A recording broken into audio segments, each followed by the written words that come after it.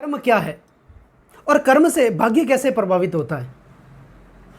हमारे सौर परिवार के 9 ग्रह कभी किसी जातक को एक जैसा फल प्रदान नहीं करते हैं और नहीं कर सकते हैं, क्योंकि व्यक्ति के अलग अलग कर्म होते हैं और उन्हीं कर्मों के अनुसार 9 ग्रह हमें फल प्रदान करते हैं। तो ये 9 ग्रह कर्म और भाग्य के अनुसार किस प्रकार का फल हमें प्रदान करते हैं, क्यों करते हैं और कैसे करते हैं। हमारे धर्मशास्त्रों में दर्शन ने कर्म के 3 भेद किए हैं, संचित, प्रारब्ध और क्रियमाण। जीव के द्वारा किए गए जितने भी कर्म, चाहे वो इस जन्म में किए गए हो या पूर्व जन्म में, ये संचित कर्म कहलाते हैं। और हमारी जो आत्मा है वो जन्म जन्मांतर तक इन कर्मों के बंधन से बंधी है और समस्त कर्मों को एक साथ भोग करके मुक्ति प्राप्त कर लेना यह संभव नहीं है। इसलिए इस कर्म के बंधन को क्रम से भोगना पड़ता है। अपने संचित में से जीव जिस कर्म को सबसे पहले भोगना प्रारंभ करता है उसे प्रारब्ध कहते हैं या भाग्य कहते हैं। और अब जो कर्म किया जा रहा है, हम जो कर रहे हैं, वो क्रियमाण कहलाता है। तो इन्हीं 3 प्रकार के कर्मों के कारण ही आत्मा को इन्हें भोग करके मुक्ति प्राप्त करने के लिए योनियां बदलनी पड़ती हैं। और हमारे धर्मशास्त्र कहता है कि 84 लाख योनियों से गुजर करके ये मानव जीवन, ये मनुष्य जीवन हमें प्राप्त होता है।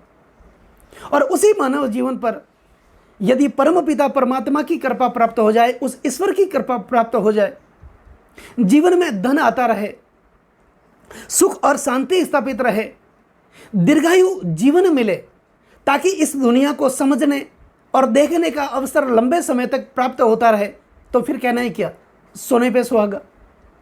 दोस्तों, आज जिस कर्म की बात हो रही है वो है हमारे संचित कर्म। हमारे 9 परिवार में देवगुरु बृहस्पति एकमात्र ऐसे ग्रह हैं जो हमारे संचित कर्मों का लेखा जोखा हम अपने पास रखते हैं। देवगुरु बृहस्पति हमारे कर्मों का ज्ञान कराने में काफ़ी महत्वपूर्ण भूमिका निभाते हैं। बात हो रही है आज धनु राशि वाले जातकों की, और धनु राशि वाले जातकों के राशि के स्वामी बनते हैं देवगुरु बृहस्पति। दोस्तों, चाहे वो जन्म कुंडली हो या गोचर की कुंडली, उस कुंडली के अंदर पंचम जो भाव होता है वो हमारे संचित कर्मों का भाव होता है। जो कर्म हम पूर्व जन्म में करके आए हैं, उस कर्मों के परिणाम स्वरूप ही हमारे वर्तमान के भाग्य निश्चित होंगे और भाग्य बनेंगे। तो इस भाव के कारक हैं देवगुरु बृहस्पति। दोस्तों, जीवन की 3 महत्वपूर्ण घटनाएं अक्टूबर, नवंबर और दिसंबर, इन 3 महीनों में होगी। आगे का जीवन किस प्रकार से व्यतीत आपने किया होगा, इसकी चर्चा भी करेंगे। लेकिन आने वाले 3 महीने अक्टूबर, नवंबर और दिसंबर आपके जीवन के निर्माण के लिए, आपकी भाग्य की उन्नति के लिए, आपके वैवाहिक सुख के लिए, आपके संतान के लिए, आपके भाग्य, करियर और व्यवसाय के लिए, ये 3 महीने किस प्रकार के फल आपको देने वाले हैं, इसकी चर्चा आज इस वीडियो में करेंगे। दोस्तों, 3 प्रमुख घटनाएं वो कौन सी हैं। सबसे पहली जो घटना होगी वो ये होगी, राहुदेव 30 अक्टूबर 2023 को अपना राशि परिवर्तन करेंगे।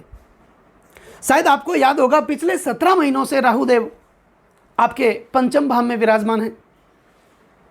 और यह भी शायद आपको याद होगा कि 12 अप्रैल 2023 की वो तारीख थी जब देवगुरु बृहस्पति ने अपना राशि परिवर्तन किया था और आपके पंचम भाव में विराजमान हुए। और यहाँ पर राहु और गुरु की युति बनी और उस युति से एक योग निर्मित हुआ जिसका नाम है गुरु चंडाल योग। सबसे पहली घटना तो ये। दूसरी घटना जो आपके जीवन की बन रही है वो बन रही है शनिदेव। दोस्तों, 17 जनवरी 2023 को शनिदेव ने अपना राशि परिवर्तन किया था और आपके तीसरे भाव के अंदर, आपके पराक्रम भाव के अंदर अपनी स्वराशि कुंभ राशि, अपनी मूल त्रिकोण राशि, सबसे प्रिय राशि में विराजित हुए थे शनिदेव। और तीसरी घटना, देवगुरु बृहस्पति 12 अप्रैल 2023 को अपना राशि परिवर्तन करके आपके पंचम भाव में विराजमान हुए थे। तो ये इन 3 महीनों में इनकी जो घटनाएं हैं ये आपके जीवन में किस प्रकार का प्रभाव डालेगी। दोस्तों, सबसे पहले बात करते हैं देवगुरु बृहस्पति की। तो बृहस्पति आपके पंचम भाव में है और 12 अप्रैल 2023 से आपके पंचम भाव में चल रहे हैं और आपकी कुंडली के अंदर अगर देखा जाए तो बृहस्पति आपके चतुर्थ भाव, आपके सुख भाव के स्वामी हैं।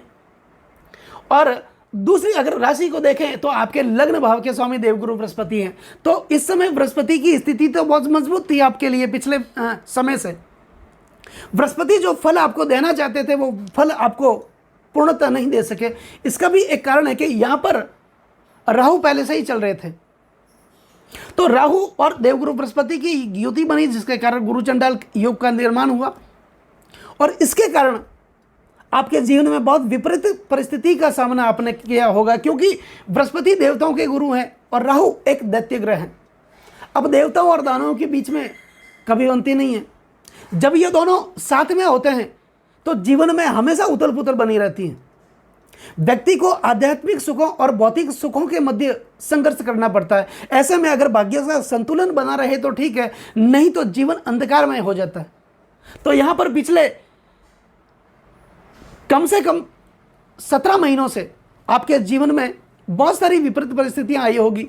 धनु राशि वाले जातकों के लिए आप आगे बढ़ने की तो कोशिश कर रहे थे, लगातार प्रयत्न कर रहे थे, मेहनत भी कर रहे थे, लेकिन दिनों दिन आप पीछे जा रहे थे।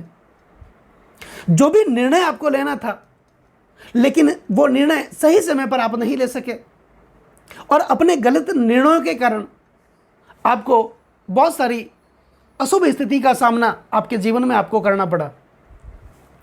आपके अपने लोग जिनका आपने सुख दुख में साथ दिया, सुख दुख में आप भागीदार बने, कंधे से कंधा मिलाकर के जिनकी दुख की घड़ी में आप साथ निभाते रहे, साथ चलते रहे, जब आपकी बारी आई तो वो लोग आपसे दूर होते रहे। इस प्रकार की परिस्थितियां रही। कर्ज के बोझ तले आप दिनों दिन दबते चले गए। कर्जों ने उतरने का नाम ही नहीं लिया। अगर 10 रुपए का कर्ज आप उतारने की कोशिश कर रहे थे तो 20 रुपए का कर्ज आपके जीवन में वापस बढ़ रहा था।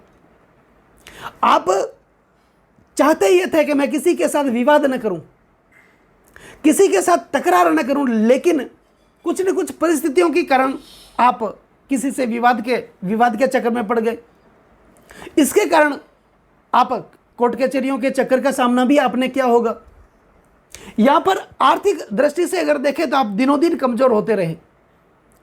आपके जीवन में पैसा तो आया, धन तो आया, लेकिन जो संचय होना चाहिए था, उस धन की बचत होनी चाहिए थी, वो नहीं हुई। अगर आपने 10 रुपए की बचत करने की कोशिश की तो 20 रुपए का खर्चा आपके लिए तैयार खड़ा था। स्वास्थ्य के हिसाब से दिनों दिन कई परेशानियां आपके जीवन में होती रही। ज़्यादातर पैसा आपका हॉस्पिटल के खर्चों में, कोर्ट कचहरियों के खर्चे में आपका होता रहा। बच्चों के शिक्षा में, हायर एजुकेशन के लिए आपने जो पैसों का खर्च किया, वहाँ पर भी उनको सफलता नहीं मिली। तो ऐसी विपरीत परिस्थितियों का सामना पिछले कई महीनों से आप करते रहे थे। लेकिन अब क्या होगा? देवगुरु बृहस्पति तो आपके पंचम भाव में चल ही रहे थे, लेकिन राहु इस समय कमजोर अवस्था में चल रहे हैं और अपनी बाल अवस्था में चल रहे हैं।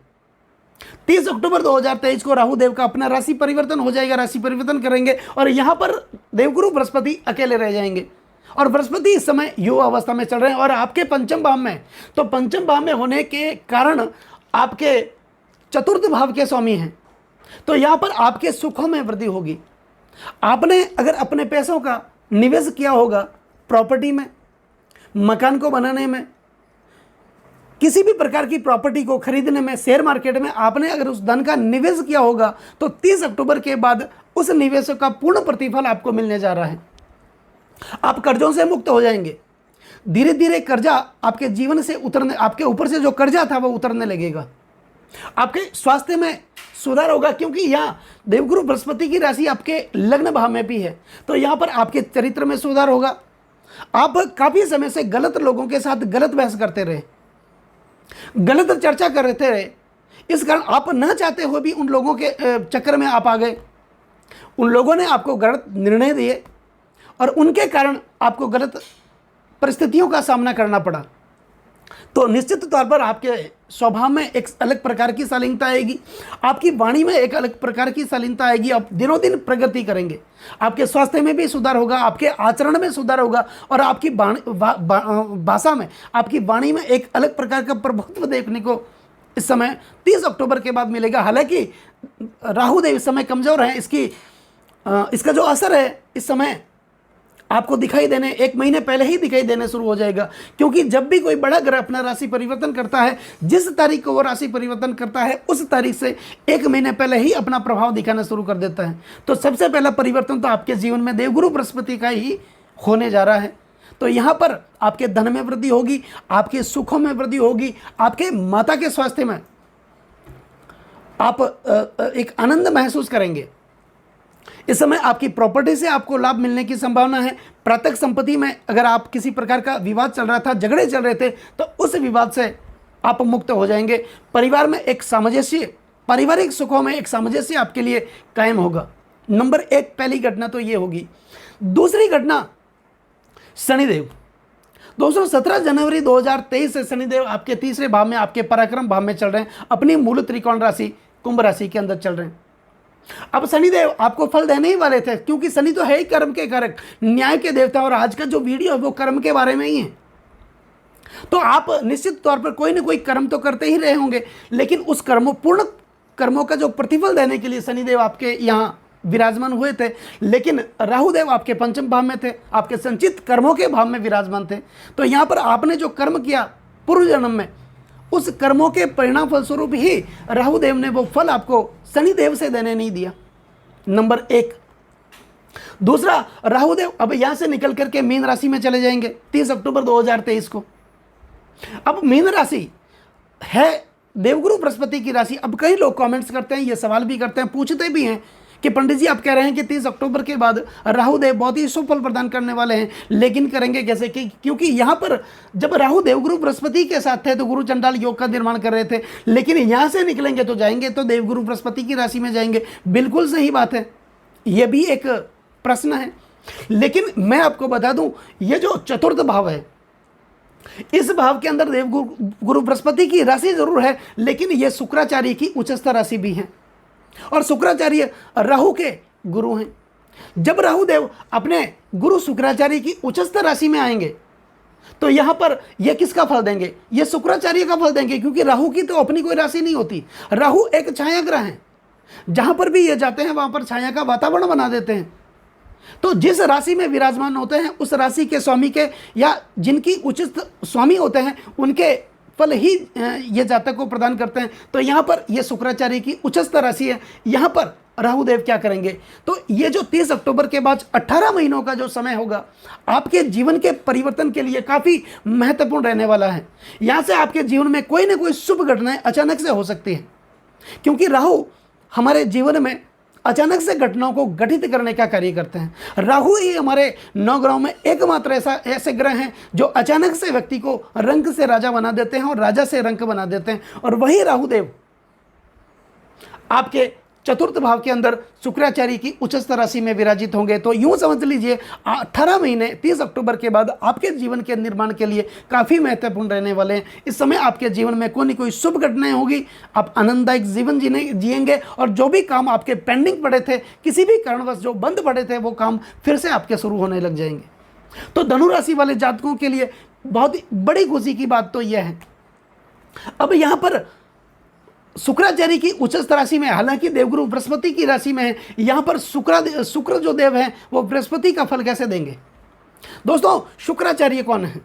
शुक्राचार्य है देवताओं के गुरु हैं, और महर्षि भृगु के पुत्र हैं, और भार्गव कुल में इनका जन्म हुआ था। तो ये जन्म से दैत्य नहीं थे, हालांकि ये देवताओं के गुरु जरूर है। राहु दैत्य गुरु हैं, इसका मतलब ये कतई नहीं है कि दुनिया के सभी दानव खराब ही होते हैं।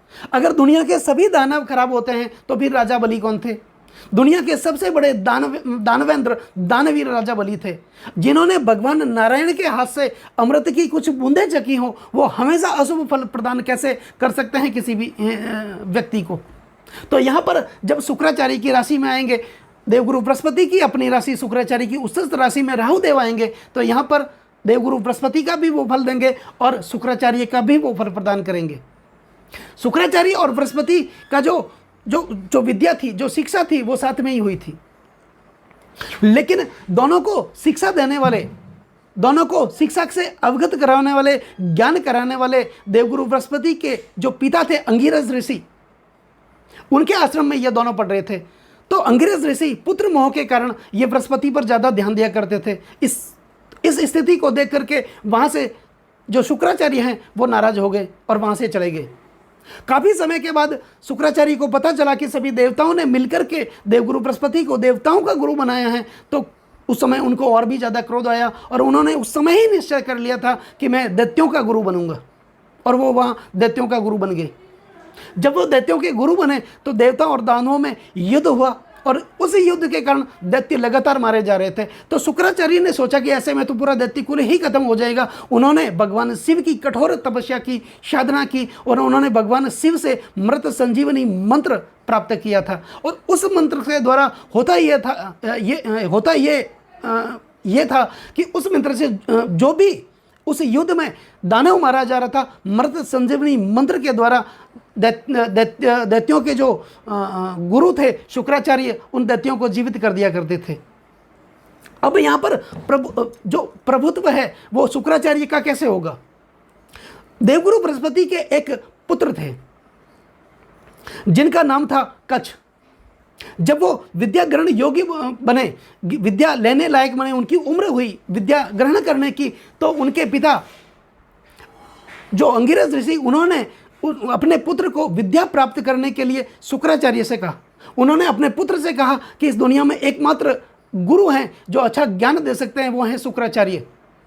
आप समझ सकते हैं, ज्ञान के देवता ने अपने पुत्र को ज्ञान प्राप्त करने के लिए शुक्राचार्य से कहा, तो शुक्राचार्य कितने महान थे। तो यहाँ पर शुक्राचार्य की यह उच्चस्थ राशि है, लेकिन देवगुरु बृहस्पति की भी अपनी राशि है। जब राहु देव 30 अक्टूबर 2023 को इस राशि में विराजित होंगे तो यहाँ पर यह बहुत ही सुंदर परिणाम आपके जीवन में देने वाले हैं। तो धनु राशि वाले जातकों के लिए ये बहुत ही खुश होने की खबर है। खुश होने वाली बात है कि 18 महीने तक यहाँ शनि का भी प्रभाव देखने को मिलेगा, क्योंकि 4 नवंबर को शनि बकरी से मार्गी हो जाएंगे, तो शनि का फल भी यहाँ देखने को आपको मिलेगा। दोस्तों, कैसा लगा ये वीडियो? अगर ये वीडियो अच्छा लगा हो, मेरा समझाना आपको सार्थक लगा हो, मेरा तरीका आपको सार्थक लगा हो, जैसा मुझे आता है मैंने आपको समझाने का भरसक प्रयास किया, और आपको अच्छा लगा हो तो इस वीडियो को आप ज़्यादा से ज़्यादा लाइक करें, ज़्यादा से ज़्यादा आप शेयर करें, बेल आइकन बटन को दबाना बिल्कुल भी ना भूलें, ताकि मेरे आने वाले और भी नए नए वीडियो के नोटिफिकेशन आप लोगों तक पहुंच सके, और हो सके तो चैनल को सब्सक्राइब आप ज़रूर करें। नमस्कार दोस्तों।